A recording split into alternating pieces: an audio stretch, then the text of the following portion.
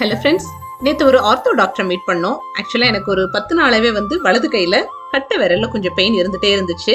எங்க ஊர்ல எங்களுக்கான ஒரு ஃபேமிலி டாக்டர் இருக்காரு. போனா 1 மணி நேரமாவது பேசிட்டு தான் வெளியே விடுவாரு. அதுக்கு ஈக்குவலா இன்னைக்கு சிட்டியில அவ்வளோ நல்ல கன்சல்டன்சி கொடுத்த ஒரு டாக்டரை பார்த்துட்டு ரொம்ப ரொம்ப சந்தோஷப்பட்டேன் நேற்று.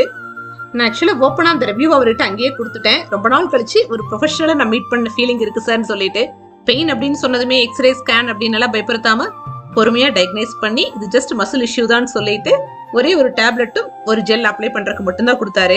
அவர் சொன்னாரு, 20 வருஷம் முன்னாடி நான் ஒரு டாக்டர் கிட்ட என்னோட பர்சனல் ஹெல்த் இஷ்யூஸ்க்காக போகும்போது நான் என்ன சொல்ல வர்றேன்னு கூட கேட்காம, என்னை தொட்டு கூட பார்க்காம எனக்கு ஒரு மெடிசன் எழுதி கொடுத்துட்டு போயிட்டு வாங்கன்ட்டாரு.